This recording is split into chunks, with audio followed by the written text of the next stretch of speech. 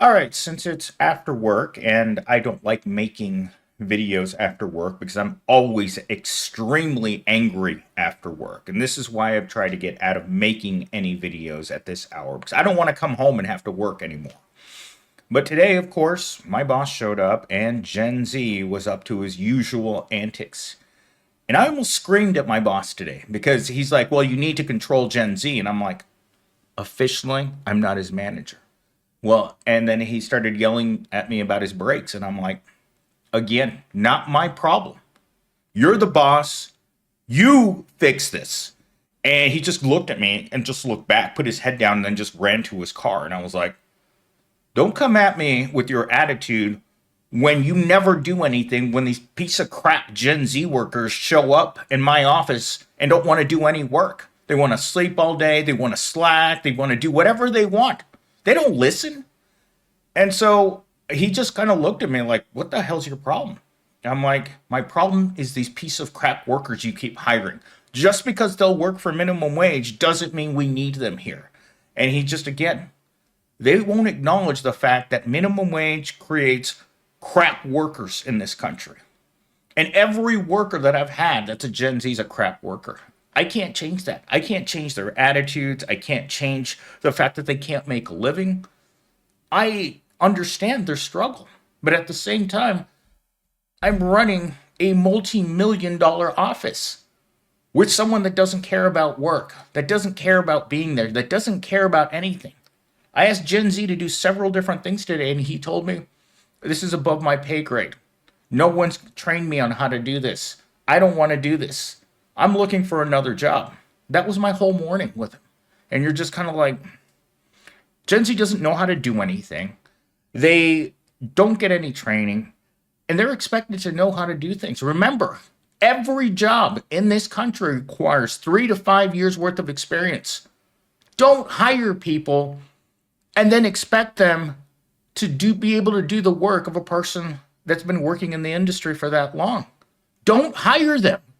That's what it comes down to. Gen Z is good enough to work at McDonald's, but that's it. They don't care. They're not adaptive. They're not capable of managing their own time. They're not able to do anything. So rant over. So this is the type um, of introduction that you're going to get from me if I have to work after work. So that's why I'm going to try to avoid having to work after work. But let's get into our normal video. So here's the monologue. America isn't a country anymore. It's a corporation. And you're just an employee in a system designed to keep you working, spending, and struggling, but never actually living. They tell you to work hard, save money, and chase the American dream. But somehow, no matter how much you grind, you're still barely keeping your head above water. The truth is, the system was never meant to lift you up. It was built to keep you in place while the rich get richer and laugh all the way to the bank. This is definitely truly my evil corp. They don't give a damn about anybody who works there. We've been in a buzz trying to prepare the office for the executives' visitation, and it's been a nightmare. Half my job is figuring out how to fix things. At 1 o'clock in the afternoon today, I was on my way to Ace Hardware's while I was running around, crawling on my hands and knees, setting up for the conference room. And no one thinks about these things. It's not my job to be IT. I run an office, but this corporation is so small when it comes. My group is the smallest group in the entire Evil Corp, with probably the heaviest load of the person to work ratio. My job is extremely stressful. From minute to minute, my phone rings constantly. I'm getting messages this morning from the other side, from the technology side. And I mean, they're asking me to solve complex computer problems. And I'm like, Jesus Christ, while simultaneously trying to figure out what noise one of the other school presidents in another state is telling me that their computer is making. Like, my day is a grind. By the time I get home, there's nothing left. And so I I'm definitely not a person that needs to be working after work. After the day I've had at Evil Court, the last thing I should be doing is making a video. But with that said, let's get into our talking points for today. The government, excuse me, the government doesn't serve the people anymore. It serves the corporate interests. Lobbyists, billionaires control policy, so laws are written to benefit big business, not workers. I've said this 100 times on this channel. Poor people need lobbyists, but poor people don't have money for lobbyists. So therefore, they're irrelevant. Nothing that you and I want out of life means anything because we don't have the means. We don't have the anger in the streets. We don't have anyone that cares about Johnny Sixpack and his $40 work day today, working at the federal minimum wage of $7.25 times 6 hours. $40 is what Johnny Sixpack made and Susie Rottencrotch. Can you imagine trying to survive on $1,200 a month when rent is nearly $2,000 a month? That's what you're expected to do. No one's coming to save you. Not a single politician has the nads to stand up to any corporation. Standing up to the corporations as a politician is the fastest way to lose any financial backing as a politician, because your job as a politician isn't to help people. In fact, I would say it goes in the exact opposite direction. Hurting the general public through your political affiliations is what politicians do. Every single one of them knows that when it comes to campaign donations, it's not coming from poor people. It's coming from big pharma. It's coming from big oil. It's coming from social media sites. It's coming from rich people. Rich people that lobby for their own best interests. They don't care about the environment. They don't care about the pain and suffering that happens to the proletariat. In fact, someone told me today that you need to sue Evil Court for emotional damage. And I thought to myself, this is a person that truly doesn't get it. Destroying you every single day for profit is what the corporations do. And if the government even barely cared about workers, it would look at that hurtful relationship, that abusive relationship that the proletariat has with the corporations. The corporations don't care if you're sad, if you don't have any money, if you don't have anywhere to live. They don't care about anything, because if they cared even a little bit, they would share record profits with the people that make it possible for them to have record profits. They don't care if they have to crush 1 billion people in order to make profit that year. Because look at who the largest corporations are in this country. Walmart, well renowned for its low wages, miserable treatment of its workers, and toxic environments. Working in a Walmart while you're suffering from severe mental problems, while you're having to work. And this is the perfect example, right? This is a real life example. This is the reason why I didn't make a video yesterday. My Sundays are pretty much set in stone the way that they run. 3 o'clock comes around and I make a video. I work on that video from 3 to 4. Yesterday, I couldn't make a video because I was so flustered by a Kroger's employee. Her mother is dying at home. She knows that once her mother dies, she will never see her again. Does she have the ability to take time off from work? Does she have PTO? Does she have sick leave? Can she leave her job? No.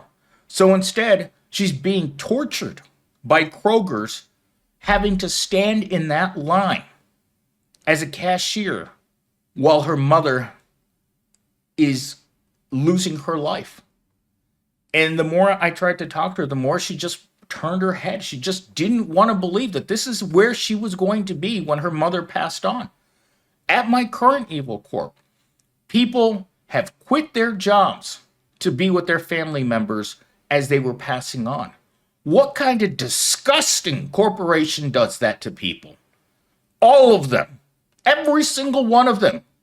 Oh, you need time off to spend with your family? You need time off to help your elderly parents? No. Last year, I had one of my coworkers who HR called and would harass him every single day because his elderly mother was dying in the hospital after getting a hip surgery replacement.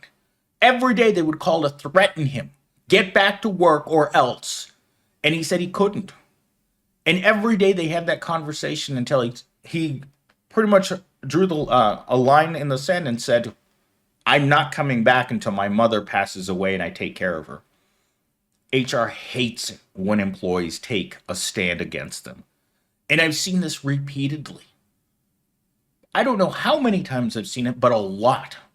Enough to remember seeing people who got terminated from the corporation a few months later coming back and taking their job back. Because nobody wants these crap jobs. And I was telling Gen Z today that the reason I'm still there, the reason I still work at Evil Corp is because no one else will take this job. It's way too stressful. There's no training whatsoever. And you better be able to figure it out. I told Gen Z this morning to figure it out 3 separate times. And all he did was get angry. And he'd just say it back at me. There's no training. How am I supposed to learn how to do this? Don't take a job if you don't know how to do it. If you're not fully trained on how to do a job, don't take that job. And then don't get mad when they ask you to do something you have no idea that you're supposed to know how to do. This has been the story of my entire career at this particular corporation. I didn't get hired on to do my current job. I got hired on to do Gen Z's job. Somehow the senior manager got fired, then he got fired again, then he got fired again, and fired again. That's 5 senior managers in 3 years. Why? They can't figure out how to do the job. The latest guy that they hired doesn't even work in the general area. They had to find someone so cheap, so remote, that they keep him far, far away from what's actually his job, and instead made my job what's supposed to be his job. But with that said, again, I am fiery as hell because I don't want to be here, but I have to be, because it's either sit here and yell into the mic or walk right across the street to work in retail for 4 to 5 hours every night for what I make here. I don't have a choice, people. You don't have a choice about going to work any more than I have sitting right here. With that said, let's get into talking point number 2. You are trapped in a system that wasn't made for you. You don't pay enough. Housing is unaffordable, and inflation keeps rising, but corporations still post record profits. So, I'm not sure how this talking point is supposed to work, but let's just finish reading the rest of it. They distract us with entertainment, social media, consumerism to keep us from questioning why life feels like survival. The working class is told to just work harder while the elites hoard all the wealth and resources and then laugh at you. That's my biggest problem, is they laugh at you for trying to figure out how to survive on the scraps that they offer you. And to that extent, creating an employee manual or a money saving guide or an example budget like McDonald's does, right? McDonald's acknowledges that their paychecks are garbage. But instead of fixing that, they offer you a budget in which they budget for you $200 for rent, $50 for food, $100 for utilities, the budget of a person living in the 1950s. And then they tell you if they can do it, if they can show you on paper how you're supposed to live, then you should be able to figure it out. But instead, they'll tell you it's your avocado toast, your overpriced coffees, your unwillingness to live with 50 other people in a basement hole. It's always your fault. It's never their fault. But if you were to ever to ask an executive or high-level person who works at any major corporation in America to live on $7.25 an hour, they would tell you it's impossible. But most politicians and rich people, I want to say that they're out of touch, But I would say that it would be more accurate to say they're sadistic pieces of crap. At least that's my opinion. How do you treat other people like they're garbage and then tell them that it's your fault that you're garbage? Remember, they think you're garbage, and that's why they pay you like garbage, because you're worth garbage to them. Every aspect of the proletariat is absolute garbage to them. They don't like you. They don't like the way you smell. They don't like the way you look. They don't like the way you talk. Nothing about you is desirable to them. All they want from you is to put a paper bag over your face and make you work harder, because that way they don't have to look at you.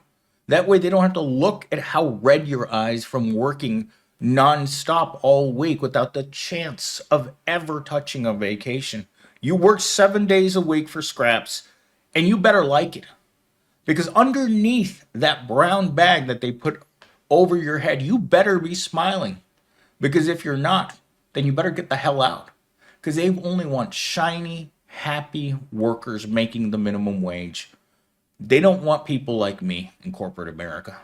They don't want me showing up, being angry at the system and wondering where's the rest of my paycheck every day. They don't acknowledge people like that. People like that can't retain jobs. Because if you're like me and you show up in the workplace, people like me in the workplace spread like a disease. I'm corporate America cancer. And they know it.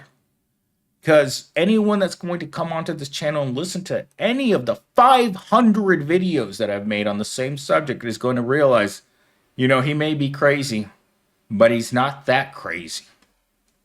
Final talking point. They control your life. Healthcare is tied to your jobs. Wages are stagnant forever. Rent has skyrocketed, while real estate investors buy up entire neighborhoods.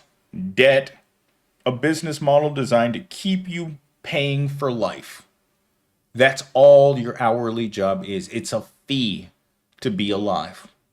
It's a fee to breathe the air. It's a fee to sit down. It's a fee to be out of the rain. It's a fee to eat ramen every day. You're never supposed to be okay in this corrupt system. You are always meant to be suffering to some extent. Suffering the indignity of low-level wages, the indignity of a humiliating job, the indignity of a humiliating paycheck. Every aspect of work for the proletariat is an exercise in humiliation.